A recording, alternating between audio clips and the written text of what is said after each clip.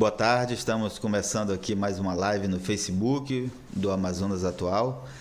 Estou aqui com o juiz Luiz Cláudio Chaves, juiz titular da Vara de Execução de Medidas Socioeducativas, Tribunal de Justiça do Amazonas. As medidas socioeducativas são aquelas medidas punitivas estabelecidas por lei para adolescentes que cometem atos infracionais, né, que cometem crimes. Esse termo é incorreto, doutor? É porque é o seguinte, boa tarde a todos. Em primeiro lugar, o adolescente, é preciso destacar o seguinte, que a responsabilização criminal no Brasil se dá a partir de 12 anos. Então, a partir dos 12 anos, se um adolescente comete um ato infracional equiparado a um crime, é a mesma coisa, mas quando é adolescente é ato infracional. Praticou um roubo, é um ato infracional equiparado ao crime de roubo. Então, a partir dos 12 anos, pode haver privação de liberdade. Às vezes as pessoas têm uma ideia, fala em ECA, sensação de impunidade, não tem punição para ninguém. Não é assim. A responsabilização no Brasil se dá a partir dos 12 anos de idade, dos adolescentes, até os 18 anos incompleto. A partir dos 18 anos incompleto, eles deixam de responder perante uma justiça especializada da infância e juventude e passam a responder como adultos. Pois é, o que nos trouxe, o que nos levou a convidar o doutor Luiz Cláudio foi uma informação aqui de um levantamento que mostra que 22,6% dos adolescentes que deixam os locais onde se cumprem medidas socioeducativas voltam a cometer os mesmos atos infracionais e alguns acabam voltando, né? Isso, comparado com outros estados brasileiros, é um número reduzido no Amazonas. Na verdade, isso são números aí que devem ser objeto de estudo, de reflexão, e a vara é uma vara recente, tem pouco mais de um ano, a Vara de Execução de Medidas Socioeducativas, e nós, a partir da atuação da vara, resolvemos fazer um levantamento. Então, estudando especificamente o meio fechado, a privação de liberdade em Manaus. E nós aqui no Amazonas temos uma particularidade. No interior não existe estabelecimento de internação, então o adolescente pratica um ato infracional. Quando o juiz na comarca determina que ele seja internado, ele vem cumprir a medida de internação aqui. Tem as internações masculinas aqui no Dagmar Feitosa, a partir dos 15 anos até os 21, e o Raimundo Parente, que é dos 12 aos 15 anos, e as mulheres é na internação feminina. Pois bem, então, o que ocorre? Nós fizemos um levantamento aí, chegamos à conclusão que o índice de reincidência está em torno de 22%, 22,6% no último ano. Então, retroagimos a partir de junho do ano passado, 2018, até o presente momento. Então, aqueles adolescentes que tiveram a medida extinta, arquivada ou progrediram de medida para o meio aberto, verificamos quantos tiveram um novo registro policial. Veja que não é nem o critério de reincidência, o critério legal de reincidência. Adotamos como metodologia do trabalho o mero registro policial. Pode até nem dar em nada aquele registro policial, mas o que mostra que a pesquisa é rigorosa e esse número é concreto. Então isso significa que 78% dos adolescentes que cumpriram medida em meio fechado aqui no Amazonas, em Manaus, eles se redirecionaram e não voltaram até o presente momento a praticar atos infracionais ou crime, ao ingressar, por exemplo, se atingiram a maioridade, não cometeram mais crimes, então não entraram no sistema penal. Isso eu conversava ontem com o doutor Luiz Cláudio pelas redes sociais e ele falava nessa questão da redução da maioridade penal. Esses dados mostram que a redução da maioridade penal é um erro, doutor? Não, veja, eu como juiz, eu não levanto bandeiras. Eu apenas eu trago os dados. Acho que a sociedade, assim, é uma coisa boa no nosso tempo, a internet, mas todo mundo quer ter opinião, mas eu quero contribuir para que as pessoas tenham uma opinião abalizada. Porque às vezes as pessoas não conhecem os assuntos, mas têm uma opinião sobre aquele assunto, entendeu? Então, veja, o que me parece que há uma grande demanda da sociedade é por segurança. Então você tem de um lado o sistema socioeducativo e de outro lado o sistema prisional. No sistema socioeducativo, o índice de recuperação, de ressocialização, de redirecionamento, como queiram chamar, é 78%. 78% no último ano dos adolescentes que foram submetidos aqui no Amazonas à privação de liberdade, eles não voltaram a praticar atos infracionais. Aí você compara com os dados do sistema prisional. É o inverso. Dados do CNJ, levantados em 2012, na gestão do ministro Peluso. 70% das pessoas que cumprem pena, dos adultos que cumprem pena no regime fechado, voltam a praticar crimes. E no mais das vezes, crimes mais graves do que aqueles que levaram. Então a pessoa entra por um roubo, depois vai praticar um homicídio, latrocínio, enfim. Então isso é um fato concreto. Então você tem no sistema socioeducativo 78% de recuperação e no sistema prisional 70% de reincidência, quer dizer, é o oposto. Então a demanda da sociedade é por segurança, porque entende assim, é impunidade, tá? Mas veja, então joga no sistema prisional, o que acontece? A pessoa vai para o sistema prisional. Porque é importante destacar isso, veja, as pessoas acham, de uma maneira geral, que quanto mais gente presa, é melhor para a sociedade. Mas vejam, se 70% das pessoas que são presas, adultos, voltam a praticar crimes, então quanto mais gente presa, mais gente vai praticar crime no futuro.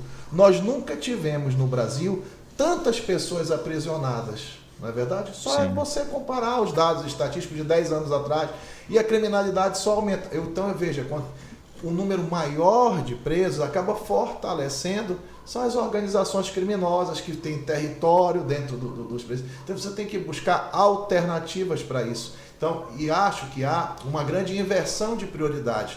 Talvez se houvesse investimentos maiores no sistema socioeducativo e os adolescentes fossem antes redirecionados, não se chegasse com esses números do sistema prisional. Falta política para acolher os adolescentes, mesmo os adolescentes que não cometem atos infracionais? Certamente. Veja, por exemplo, aqui em Manaus nós temos cumprindo medidas socioeducativas, nós temos cerca de 900 adolescentes cumprindo medidas socioeducativas.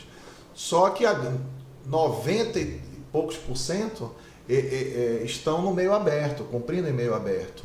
Então, o que precisaria? Fortalecer o meio aberto, porque veja, ninguém começa. Você pega qual é a população carcerária, qual é a idade da população carcerária, a idade preponderante da população carcerária adulta, entre 20 e 25 anos. Só que ninguém começa a praticar o crime com 20 e 25 anos, vem lá de trás. Então, se você tiver um sistema socioeducativo mais eficiente, as pessoas barram lá, são redirecionadas lá, então você recupera, ressocializa lá atrás. Então eles não chegam aqui aos 20 anos para praticar crime. Então isso teria uma repercussão tanto no sistema prisional quanto na segurança pública.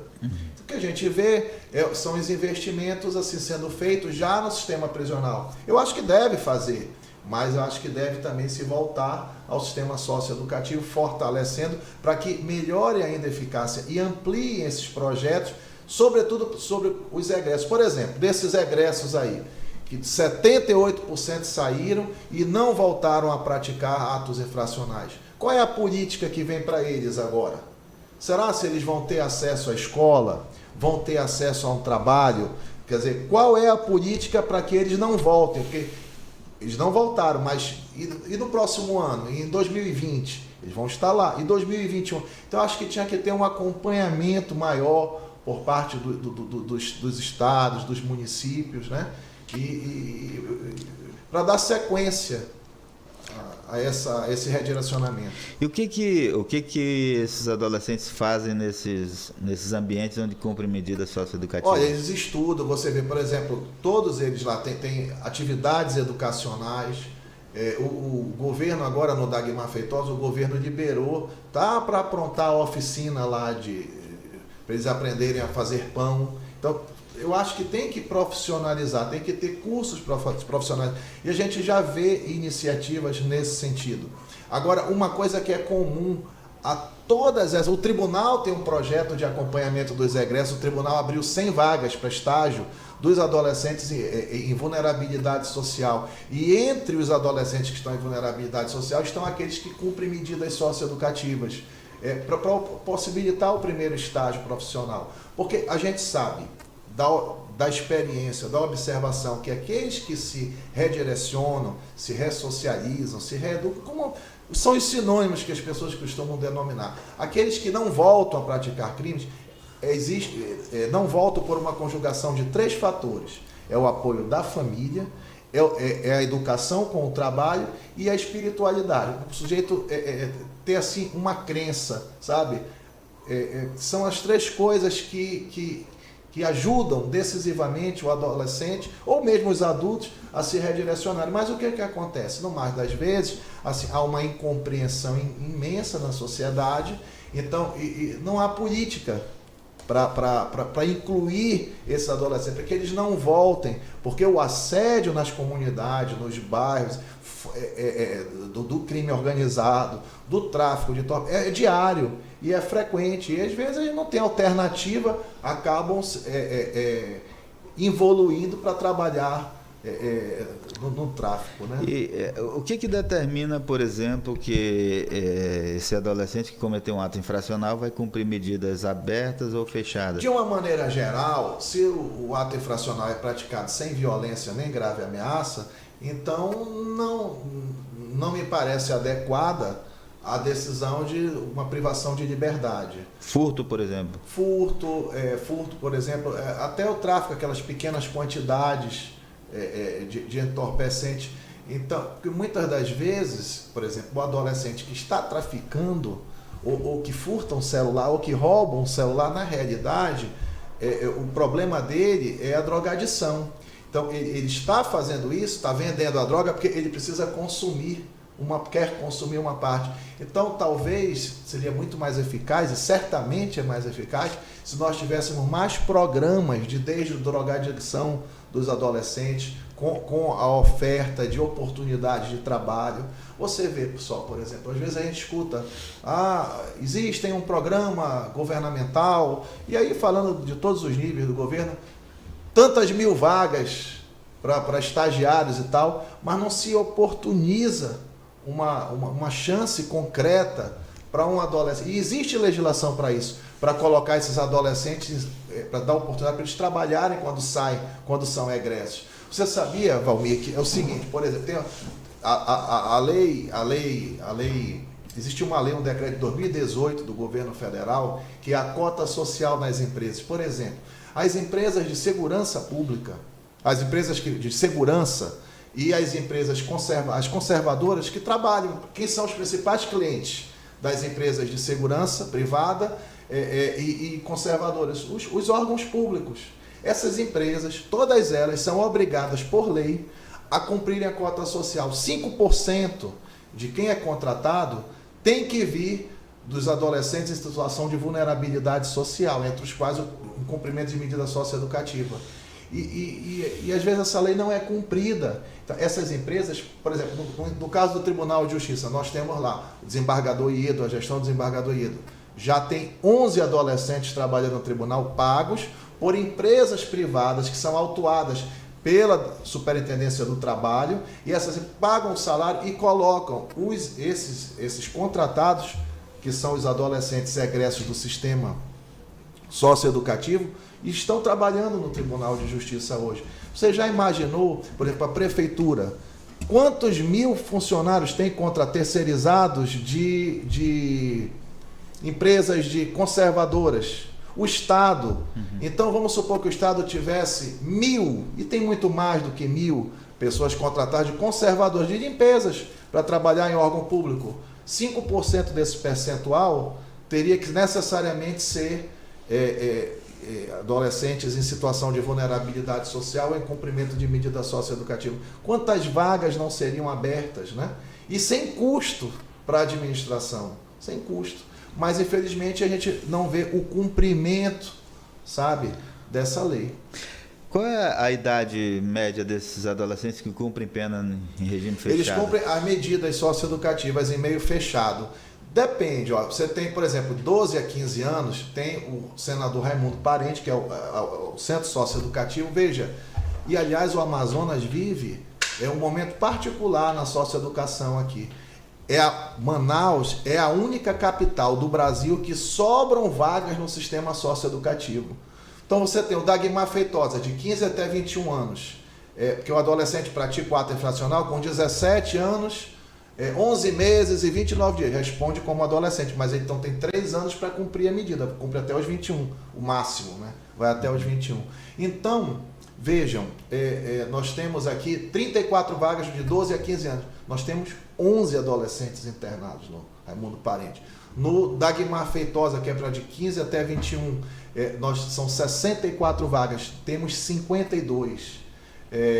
Na internação feminina, são lá 15 vagas, tem 6 adolescentes internadas, sabe? Então, sobram vagas. Isso é muito de uma política que nós implementamos agora na Justiça, juntamente com o Ministério Público, com a Defensoria Pública, de estar mais presente nas unidades, conferindo, porque o adolescente, se você com o adolescente você não trabalha a família, tá bem? Então, você não conquista nada, não resolve nada. E nós temos com essa política de realizar as audiências concentradas dentro das unidades de internação. Agora mesmo, semana que vem, terça e quarta-feira, nós vamos estar no Dagmar Feitosa. São 52 adolescentes, vamos fazer 52 audiências. Cada um vai sentar com a vantagem de ir lá, senta na frente do juiz, do promotor, do defensor público, porque as equipes multidisciplinares dos centros socioeducativos, elas fazem um estudo psicossocial, dão um relatório. Só que uma coisa é você ler aquele relatório, a letra fria da lei, do relatório, e outra é você ler aquilo e olhar para o adolescente, ele também ter a confiança que você está ali e que o objetivo é esse. Se ele preencher aqueles requisitos objetivos, ele vai receber a oportunidade de sair ou para progredir para o meio aberto, para sair do meio fechado, sair de trás das grades, e aí você vai estar, mas sabe que se descumprir depois lá fora, volta para lá. E é por isso que nós tivemos a preocupação de saber, poxa, será se nós estamos acertando com isso, com essa política? Então foi daí que nós tivemos que fazer esse estudo e chegamos a essa conclusão que 78%, se 22% reincidem, é porque 78% não voltaram a praticar novos atos. Só para a gente rememorar, qual é o período? O senhor falou de junho a junho. Junho a junho. Junho deste ano, maio, né? Até o limite agora. Nós fechamos isso aí ontem, os dados, né? Fim de maio, ao fim de junho de 2018, a fim de maio. No último ano, então. No último ano. Esses números me parecem muito baixos, não sei se o senhor tem comparativo com outros estados, porque nós temos uma cidade de 2 milhões de habitantes, um estado com mais de 4 milhões, e nós temos 75 adolescentes só cumprindo... porque é o seguinte, isso aí se refere somente ao meio fechado. Sim. Ao meio fechado. É importante destacar o seguinte, que o ECA estabelece a excepcionalidade da medida socioeducativa em meio fechado. Então, a regra, assim como os adultos, são as pessoas responderem em liberdade e também aplicar uma medida em meio aberto. É o ideal, porque já está provado. Isso é uma experiência que é mundial. A restrição de liberdade ela deve ser aplicada como exceção, não pode ser a regra.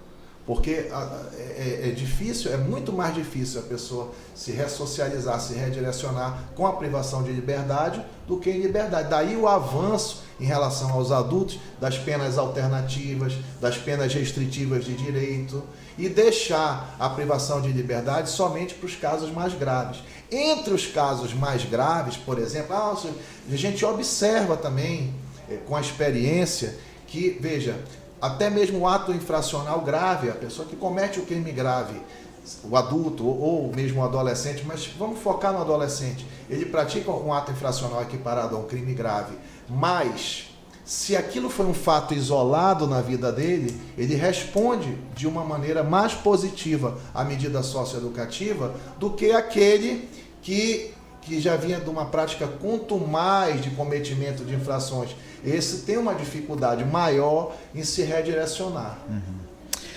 Doutor Luiz Cláudio Chaves, a gente vai finalizando aqui então nosso bate-papo. Conversamos aqui sobre medidas socioeducativas e com destaque para esse dado que é 22,6% de reincidência, que é um número comparado com outros estados relativamente baixo. A gente tem aqui o comparativo Minas Gerais 30%, né? E São Paulo 32% de reincidência. O Amazonas tem 22,6%. Não é um dado para comemorar, mas é um dado que, se você olhar pelo outro lado, né, a quantidade de adolescentes quando você que não voltam... compara 22% no sistema socioeducativo do Amazonas com o sistema prisional, que é 70%, você vê que há uma nítida vantagem aqui. Vantagem que eu digo assim, há uma esperança, sabe? E o que é importante destacar é o seguinte: o sistema socioeducativo não é terceirizado. São funcionários públicos que cuidam lá dos sistemas, dos centros socioeducativos. São todos funcionários do governo do estado, ainda que comissionados, mas são funcionários públicos, né? Não tem nenhuma empresa privada de segurança cuidando dos centros socioeducativos. Interessante, eu já ia encerrar, mas acho que é importante essa questão.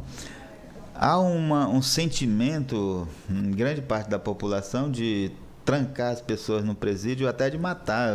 A gente publicou ontem o vídeo de um deputado federal dizendo que